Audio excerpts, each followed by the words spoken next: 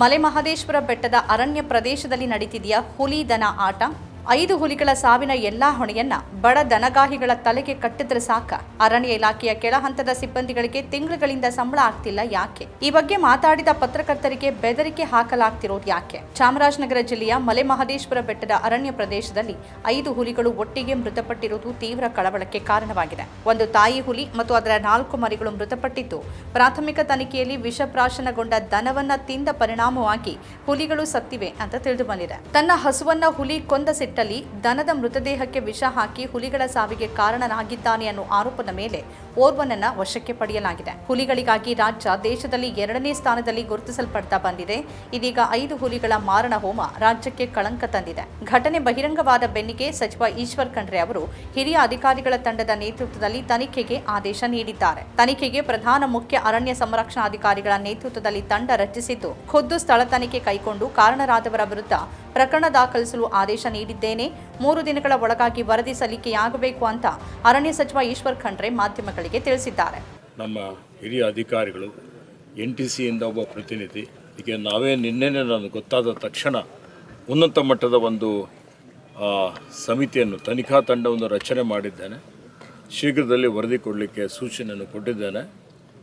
ಇವತ್ತು ಈ ಒಂದು ದುಷ್ಕೃತ್ಯದಲ್ಲಿ ಯಾರೇ ಭಾಗಿಯಾಗಿದ್ದರೂ ಅಂಥವ್ರ ಮೇಲೆ ಕಾನೂನು ರೀತಿಯ ಕಠಿಣವಾದಂಥ ಒಂದು ಕ್ರಮ ನಾವು ಜರುಗಿಸ್ತೀವಿ ಅನ್ನುವಂಥ ಒಂದು ಮಾತನ್ನು ಇಲ್ಲಿ ಹೇಳಿಕೆ ಬಯಸ್ತಾ ಇದ್ದೀನಿ. ಘಟನೆಗೆ ಸಂಬಂಧಪಟ್ಟಂತೆ ಈಗಾಗಲೇ ಕೆಲವು ದನಗಾಹಿಗಳನ್ನು ವಶಕ್ಕೆ ತೆಗೆದುಕೊಳ್ಳಲಾಗಿದ್ದು, ಅಂತಿಮವಾಗಿ ಈ ದನಗಾಹಿಗಳನ್ನೇ ತನಿಖೆಯ ಹೆಸರಲ್ಲಿ ಹುಲಿ ಬಾಯಿಗೆ ಕೊಡುವ ಸಾಧ್ಯತೆಗಳಿವೆ. ಕೆಲವು ದನಗಾಹಿಗಳು ವಿಷಪ್ರಾಶನ ಮಾಡಿರುವುದು ಹುಲಿಯ ಸಾವಿಗೆ ಕಾರಣ ಆಗಿರಬಹುದು. ಇದೇ ಸಂದರ್ಭದಲ್ಲಿ ಅಂತಹ ಕೃತ್ಯಕ್ಕೆ ಅವರನ್ನ ಪ್ರೇರೇಪಿಸಿದವರು ಯಾರು, ಇದರಲ್ಲಿ ಅರಣ್ಯ ಇಲಾಖೆಯ ಪಾತ್ರ ಎಷ್ಟು ಅನ್ನೋದು ತನಿಖೆಗೆ ಒಳಗಾದಾಗ ಮಾತ್ರ ಇಂತಹ ಅನಾಹುತಗಳು ಇನ್ನೊಮ್ಮೆ ಘಟಿಸದೇ ಇರೋಕೆ ಸಾಧ್ಯ. 2022ರ ಕೇಂದ್ರ ಸರ್ಕಾರದ ಹುಲಿ ಗಣತಿ ವರದಿ ಬಿಡುಗಡೆಯಾದಾಗ ರಾಜ್ಯದ ಒಟ್ಟು ಹುಲಿಗಳ ಸಂಖ್ಯೆ 563 ಇತ್ತು. ಮಧ್ಯಪ್ರದೇಶ ಮೊದಲ ಸ್ಥಾನದಲ್ಲಿದ್ದರೆ ಕರ್ನಾಟಕ ಹುಲಿಗಳ ಸಂಖ್ಯೆಯಲ್ಲಿ 2ನೇ ಸ್ಥಾನದಲ್ಲಿತ್ತು.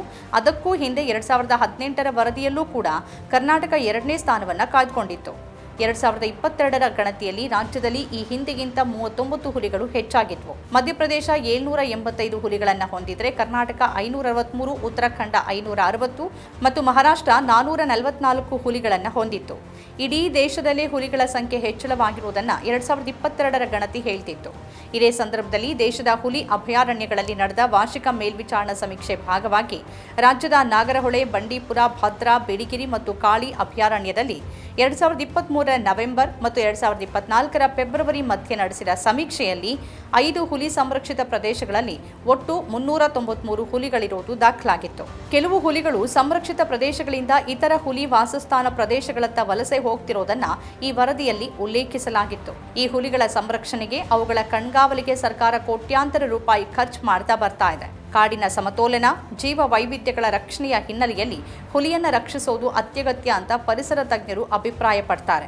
ಈ ಹಿನ್ನೆಲೆಯಲ್ಲಿ 5 ಹುಲಿಗಳು ಏಕಾಏಕಿ ಒಟ್ಟಿಗೆ ಕೊಲ್ಲಲ್ಪಡುವುದು ಮಹಾಪರಾಧವಾಗಿದೆ. ಈ ನಿಟ್ಟಿನಲ್ಲಿ ತನಿಖೆಯಾಗಿ ಅಪರಾಧಿಗಳಿಗೆ ಶಿಕ್ಷೆಯಾಗುವುದು ಮಾತ್ರವಲ್ಲ, ಇಂತಹ ಕೃತ್ಯ ಯಾವ ಕಾರಣಕ್ಕೂ ಪುನರಾವರ್ತನೆ ಆಗದಂತೆ ನೋಡಿಕೊಳ್ಳುವುದು ಅಗತ್ಯವಾಗಿದೆ. 5 ವರ್ಷಗಳ ಹಿಂದೆ ಕೇರಳದ ಮಲಪ್ಪುರಂ ಜಿಲ್ಲೆಯಲ್ಲಿ ಅನನಾಸ್ ಹಣ್ಣಿನಲ್ಲಿ ಪಟಾಕಿ ಇಟ್ಟು ತಿನ್ನೋಕೆ ನೀಡಿ ಗರ್ಭಿಣಿ ಆನೆಯೊಂದನ್ನು ಹತ್ಯೆ ಮಾಡಿರುವುದು ದೇಶಾದ್ಯಂತ ಸುದ್ದಿಯಾಗಿತ್ತು. ಮಾತ್ರವಲ್ಲ, ಈ ಕೃತ್ಯಕ್ಕಾಗಿ ವ್ಯಾಪಕ ಆಕ್ರೋಶ ವ್ಯಕ್ತವಾಗಿತ್ತು. ಬಾಲಿವುಡ್ ನಟಿಯರಾದ ಅನುಷ್ಕಾ ಶರ್ಮಾ, ಅಲಿಯಾ ಭಟ್, ಶ್ರದ್ಧಾ ಕಪೂರ್ ಮೊದಲಾದವರು ಈ ಕೃತ್ಯಕ್ಕೆ ನೊಂದು ಸಾಮಾಜಿಕ ಜಾಲತಾಣದಲ್ಲಿ ಆಕ್ರೋಶ ವ್ಯಕ್ತಪಡಿಸಿದ್ರು. ಕರ್ನಾಟಕದಲ್ಲಿ ನಡೆದಿರುವ ಘಟನೆ ಅದಕ್ಕಿಂತ ಭಿನ್ನವಾಗೇನೂ ಇಲ್ಲ. ಅಲ್ಲಿ ಸತ್ತಿರೋದು ಒಂದು ಗರ್ಭಿಣಿ ಆನೆಯಾದರೆ ಇಲ್ಲಿ ತನ್ನ 4 ಮರಿಗಳ ಜೊತೆಗೆ ತಾಯಿ ಹುಲಿ ಸತ್ತಿದೆ. ಯಾಕೋ ಬಿಜೆಪಿ ಸಂಘ ಪರಿವಾರಕ್ಕೆ ಕರ್ನಾಟಕದ 5 ಹುಲಿಗಳ ಸಾವು ದೊಡ್ಡ ಅನ್ಯಾಯವಾಗಿ ಕಂಡಿಲ್ಲ. ನಾಡಿನಲ್ಲಿ ದನಗಳ ಹೆಸರಲ್ಲಿ ಮನುಷ್ಯರನ್ನೇ ಕೊಲ್ಲುವ ದುಷ್ಕರ್ಮಿಗಳನ್ನು ವೀರರು, ಶೂರರು ಅಂತ ಬಣ್ಣಿಸುವ ವಾತಾವರಣವಿರುವಾಗ ಹುಲಿಗಳಿಗೆ ವಿಷಪ್ರಾಶನ ಮಾಡಿದ ದನಗಾಹಿಗಳನ್ನು ಗಲ್ಲಿಗೇರಿಸುವ ಯಾವ ನೈತಿಕತೆಯೂ ಇಂದು ನಾಗರಿಕ ಸಮಾಜಕ್ಕಿಲ್ಲ. ಯಾಕೆಂದರೆ ಕಾಡು ಮತ್ತು ನಾಡಿನ ನಡುವೆ ನಡೀತಿರುವ ಪರೋಕ್ಷ ಸಂಘರ್ಷದ ಮತ್ತೊಂದು ಮುಖವನ್ನು ಇದರಲ್ಲಿ ನಾವು ಕಾಣಬಹುದು. ಹುಲಿಗಳ ಸಾವಿನ ತನಿಖೆಯಲ್ಲಿ ಮೊದಲು ಬಲಿಪಶುಗಳಾಗುವುದು ತಳಹಂತದ ಸಿಬ್ಬಂದಿ. ಕಾಡಿನ ಕಾವಲುಗಾರರು ಏನು ಮಾಡ್ತಿದ್ರು ಅನ್ನೋ ಪ್ರಶ್ನೆ ಏಳುತ್ತೆ. ಅವರು ಸರಿಯಾಗಿ ಕರ್ತವ್ಯ ನಿರ್ವಹಿಸದೇ ಇದ್ದ ಕಾರಣದಿಂದ ದುರಂತ ಸಂಭವಿಸಿದೆ ಅಂತ ಶರ ಬರೆಯೋದು ತನಿಖಾ ತಂಡಕ್ಕೆ ಕಷ್ಟವಾಗೋದಿಲ್ಲ. ಆದರೆ ಒಂದು ಮೂಲದ ಪ್ರಕಾರ ಅರಣ್ಯ ಇಲಾಖೆಯ ಕೆಳಹಂತದ ನೌಕರರಿಗೆ ಹಲವು ತಿಂಗಳ ವೇತನ ಪಾವತಿಯಾಗಿಲ್ಲ. ಇವರು ಮೊದಲೇ ಕೆಲಸ ಮಾಡೋದು ಸಣ್ಣ ಮೊತ್ತದ ವೇತನಕ್ಕಾಗಿ, ಅದೂ ಕೂಡ ಸಿಕ್ಕಿಲ್ಲ ಅಂದರೆ ಕೆಲಸ ಮಾಡೋದು ಹೇಗೆ? ಇಲ್ಲಿರುವ ವಾಚರ್ಸ್ ಗುತ್ತಿಗೆ ಆಧಾರದಲ್ಲಿ ನೇಮಕ ಆದವರು. ಗುತ್ತಿಗೆದಾರರಿಗೆ ನೀಡಬೇಕಾದ ದೊಡ್ಡ ಮೊತ್ತದ ಹಣವನ್ನು ಅರಣ್ಯ ಇಲಾಖೆ ಬಾಕಿ ಉಳಿಸಿದೆ ಅನ್ನೋ ಆರೋಪಗಳಿವೆ. ತಳಸ್ತರದ ಸಿಬ್ಬಂದಿಗೆ ವೇತನ ಮತ್ತು ಮೂಲಭೂತ ಸೌಕರ್ಯಗಳನ್ನು ಒದಗಿಸದೇ ಇದ್ದರಿಂದ ಭಾರೀ ನಿರ್ಲಕ್ಷ್ಯ ನಡೆದಿರುವ ಸಾಧ್ಯತೆಗಳಿವೆ. ಈ ಬಗ್ಗೆ ನಿನ್ನೆ ಮಾತಾಡಿದ್ದ ಹಿರಿಯ ಪತ್ರಕರ್ತ ಪರಿಸರವಾದಿ ಜೋಸೆಫ್ ಹೂವಾರ್ ಅವರಿಗೆ ಬಂಡೀಪುರ ಹುಲಿ ಸಂರಕ್ಷಿತ ಪ್ರದೇಶದ ನಿರ್ದೇಶಕ ಪ್ರಭಾಕರನ್ ಹಾಗೂ ಎಸಿಎಫ್ ನವೀನ್ ಅನ್ನೋರು ಬೆದರಿಕೆ ಹಾಕಿದ್ದಾರೆ ಅಂತ ವರದಿಯಾಗಿದೆ. ಈ ಬಗ್ಗೆ ಜೋಸೆಫ್ ಹೂವಾರ್ ಅವರು ಪೊಲೀಸ್ ಠಾಣೆಯಲ್ಲಿ ದೂರನ್ನೂ ದಾಖಲಿಸಿದ್ದಾರೆ. ನಾನು ಒಂದು ಪೋಸ್ಟ್ ಮಾಡಿದ್ದೆ, ಈ ಥರ ನನಗೆ ಥ್ರೆಟನ್ ಮಾಡಿದ್ದಾರೆ ಅಂದ್ಬಿಟ್ಟು ನಿನ್ನ ನೋಡ್ಕೋತೀನಿ ಅಂದವರು ನಮ್ಮ conservator forest Prabhakaran, field director Bandipur tiger reserve. ಅವರು ಈಗ ಹೇಳಿಕೆ ಕೊಟ್ಟಿರೋದು ನಾನು ಆ ಥರ ಹೇಳಲೇ ಇಲ್ಲ ಅಂದ್ಬಿಟ್ಟು. ನಾನು ಸರ್ಕಾರಕ್ಕೆ ಕೇಳ್ತೀನಿ, ನಾನು ನಾರ್ಕೋ ಅನಾಲಿಸಿಸ್ ಟೆಸ್ಟಿಗೆ ಬರ್ತೀನಿ, ಆ CFನ ಕರೆಸಿ ನಾರ್ಕೋ ಅನಾಲಿಸಿಸ್ ಟೆಸ್ಟ್ ಇಬ್ಬರಿಗೂ ಹಾಕಲಿ. ನಾನೇನಾದ್ರು ಸುಳ್ಳು ಹೇಳಿದರೆ ಫಸ್ಟ್ ಅವ್ರ ಕಾಲು ಬಿಟ್ಟು ಕ್ಷಮೆ ಕೇಳ್ತೀನಿ. ಅವರು ಏನಾದರೂ ಆ ಥರ ಹೇಳಿದ್ದು ನಿಜ ಆದರೆ ಅವರು ಫಸ್ಟು ರಿಸೈನ್ ಮಾಡಿ ಹೋಗಬೇಕು. ಸೊ ಇದು ನಾನು ಸರ್ಕಾರದ ಮುಂದೆ ಹೇಳ್ತಾ ಇದ್ದೀನಿ. ಈಗ ಆಗಿರೋದೆಲ್ಲ ಎಷ್ಟೋ ಎಲ್ರಿಗೂ ಜನಕ್ಕೆ ಗೊತ್ತು. ಇವ್ರುಗಳು ಕಾಟೇಜ್ನ ಬಿಲ್ಡ್ ಮಾಡ್ಕೊಂಬಂದಿದ್ದಾರೆ, ಇದು ಆಫೀಸ್ನ ರೆನೋವೇಟ್ ಮಾಡ್ಕೊಂಬಂದಿದ್ದಾರೆ. ಇವರೆಲ್ಲ ಮಜಾ ಮಾಡಿಕೊಂಡು ನಮ್ಮ ಸಿಬ್ಬಂದಿ ನಮ್ಮ ವಾಚರ್ಸ್ಗೆ ಎಂಥ ಉಳ್ಕಲ್ ಜಾಗ ಅಂದರೆ ಅಲ್ಲಿ ನೀರು ಸುರ್ಕೊಂಬರುತ್ತೆ ಮಳೆ ಬಂದಾಗ, ಅವು ಕುಡಿಯೋಕ್ಕೆ ನೀರಿರಲ್ಲ, ವ್ಯವಸ್ಥೆನೇ ಇಲ್ಲ ಅಂದ್ಬಿಟ್ಟು ನಾವು ಬರೆದಿದ್ಗೆ ನನ್ನ ಮೇಲೆ ರೇಗಿ ನಿನಗೆ ನೋಡ್ಕೋತೀನಿ ಅಂದ್ಬಿಟ್ಟು ಇವತ್ತು ನಾನು ಹೇಳೋದು ಸುಳ್ಳು ಅಂತ ಹೇಳಿದ್ದಾರೆ. ನಾನು ಪಬ್ಲಿಕ್ ಮುಂದೆ ಬರ್ತೀನಿ, ಸರ್ಕಾರಕ್ಕೆ ಹೇಳ್ತಾ ಇದ್ದೀನಿ, ದಯವಿಟ್ಟು ಒಂದು ನಾರ್ಕೋ ಅನಾಲಿಸಿಸ್ ಟೆಸ್ಟ್ ಮಾಡಿ. ನನಗೇನೆಂದರೆ ನಿನ್ನೆ ನಾನು ಒಂದು ಪೊಲೀಸ್ ಕಂಪ್ಲೇಂಟ್ ಕೊಟ್ಟು ರಿಜಿಸ್ಟರ್ ಮಾಡಿದ್ದೀನಿ.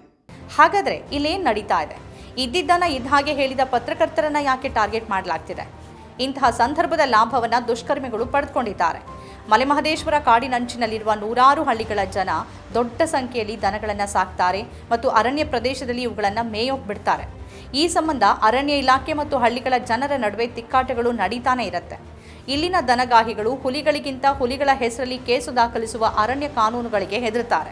ಈ ಸಂಘರ್ಷ ಅನೇಕ ಸಂದರ್ಭಗಳಲ್ಲಿ ಬೇರೆ ಬೇರೆ ಅನಾಹುತಗಳಿಗೆ ಕಾರಣ ಆಗುತ್ತೆ.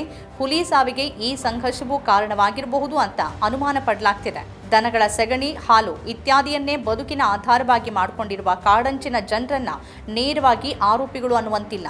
ದನಗಳ ಹೆಸರಲ್ಲಿ ನಾಡಿನೊಳಗೆ ಕೊಲೆ, ದರೋಡೆಗಳನ್ನು ಮಾಡಿ ಜೀವನ ಮಾಡುವ ಸಂಘ ಪರಿವಾರದ ದುಷ್ಕರ್ಮಿಗಳಂತೆ ಇವರು ಅಪಾಯಕಾರಿಗಳಲ್ಲ. ಹುಲಿಗಳ ಮಹತ್ವದ ಬಗ್ಗೆ ಇವರಿಗೆ ಅರಿವು ಮೂಡಿಸುವಲ್ಲೂ ಅರಣ್ಯ ಇಲಾಖೆ ಎಡವಿರಬಹುದು.